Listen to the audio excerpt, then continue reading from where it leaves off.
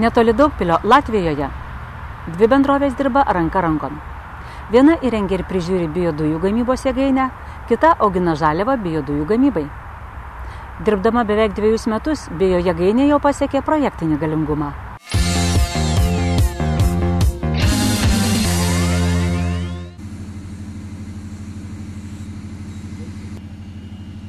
Šiek tiek už Daugpilio Kraslavos Novadoje jau beveik 2 metai veikia biojėgainė. Jos veiklai užtikrinti reikia 2 bendrovių pastangų – AD biogazės stacija ir Aukštkalnų Druvas.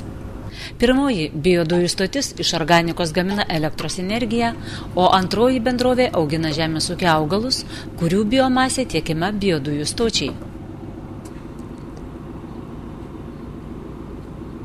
В основном на кукурузу, на что все выращивается. Кукуруза уберется, измельчается, потом силос яма большая делается, и тогда внутри биогазстанции где-то 70-80% на силос из кукурузы питается. А дополнительно что кладите? Дополнительно еще это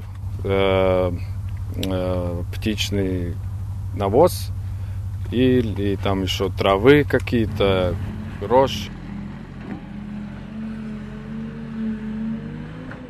Biojėgainė buvo statoma įgyvendinant ES finansuojamą projektą, kurio vertė apie 7 milijonai eurų.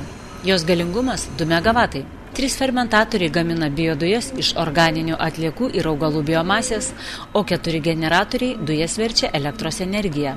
Procesui stebėti ir valdyti įdarbinta nemažai žmonių.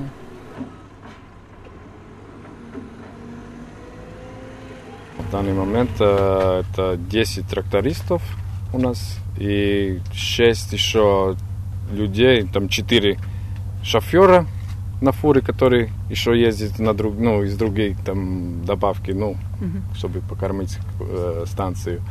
Еще 2 специалиста, которые следуют за процесс, как работает.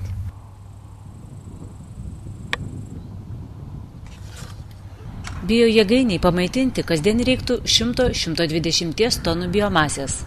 Perskaičiavus kitaip, tai būtų maždaug 2 hektarai kukurūzų. Įdomu tai, kad latvius moka auginti kukurūzus lietuviai.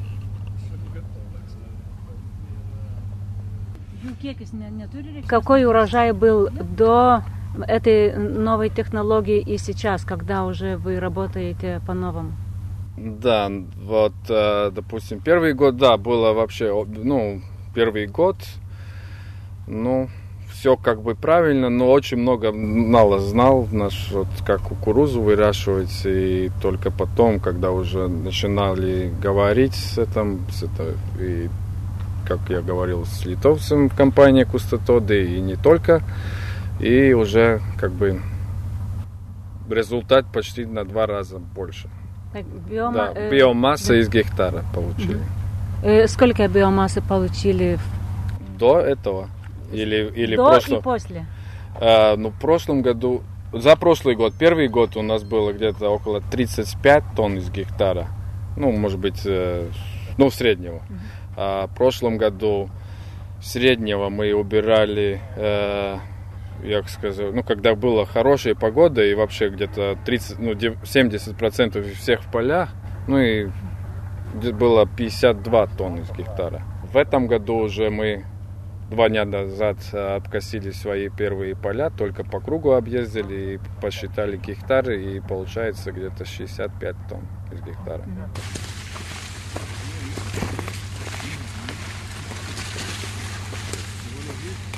Padėjote latviams užauginti puikius kukurūzus, sakė, kad anksčiau tokių nepavykdavo. Kokią technologiją jiems pasiūlėte? Iš tikrųjų, įdomiausia situacija buvo tokia, su Raimundu važiavam prieš 2 metus Latvijos keliukais, žiūrim biojėgainę. Niekada nieko nematėm, užvažiuojam, pasižiūrėsim, kaip jiems sekasi. Sustojom, buvo direktorius, sakom, kaip jums sekasi. Sako, pradedam, žiūrėsim, klausiu, kokie derliai pas jūs. Žalios masės. Tai jis prisimindamas istoriją sako 35-40 tonos, tai jau mes stabiliai. Ir taip išdidžiai tada netgi pasakė, kad jau tiek derliaus gauna žalios masės. O aš tada taip nuoširdžiai nustebau, sako, mūsų ūkininkai jau 60-70 tonų ir be didelio vargo tose pačiose sąlygose gauna. Jisai negali būti. Sakom, bandom. Mūsų technologijos, mūsų žinios. Iš tikrųjų rekomendavom žinomus savo patikrintus produktus. Tai buvo pirmiausia mityba per lapus Intermak mikroelementinės trąšomis, laisvų alfa amino rūgščių kompleksai Terasor Foliar. Ir tais metais, kiek žinau, jūs ir jums netgi patvirtino, kad būtent derlius išaugo 2x. Pasirodo, tai reikėjo detaliai sudėlioti technologiją ir tiksliai jos laikytis. Tai svarbiausia taisyklė siekiant geresnio ir kokybiško derliaus. Mūsų akimis, jeigu gyvulininkystės akimis žiūrint, dar per anksti nuiminėti derlių, nors burbuolės jau iš tikrųjų fantastiško dydžio. Bandėm ieškoti išskirtinių, bet jos visos vienodos čia. Įsivaizduokit, kokio dydžio burbuolės, pilnai užsipildžiusios ir jau važiavę tik tai pakraščius. Jie sugebėjo, sverdami tiksliai, nes jiems reikalingas tikslumas, gauti 65 tonas. Tai tik pakraščiuose, tai reiškia minimum 70 tonų iš šių pasėlių beveik garantuota. Tai žinios, teisingi produktai ir kas įdomiausia, kadangi jie jau pilnai mums pasitikė, šiandien ir atvyko pas juos jau Malgerolės, nes atsiliuojant kukurūzus, jie supranta, kad dirva alinama, tai toliau sėkmingai investuos į žemės gerinimą. Здесь вот, который Саша начинается фузариозные такие пятна. Если было на зерно, то как бы уже не было хорошо. Visi vienodai, čia nėra, kad vat kažkoks... Nu, viena. Išskirtinės būtų. Bet nėra išskirtinė. Tai visi išskirtiniai dideli. Tai aš sakau, jie visi tokie.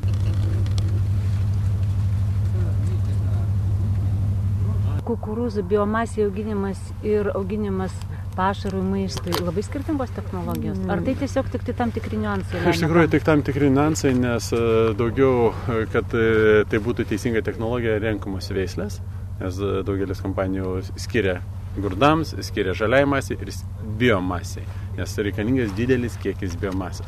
Tai pirmiausia veislės pasirinkimas, daugiau auginimo momentai, tai yra cinkas, manganas, kiti priedai, kuriuos minėjau, Terasor Foliar ir kiti produktai, tai yra jau sudėliojami tam tikrais augimo tarpsniais, ką mūsų konsultantai gali kiekvienu kartu patarti būtent lauke.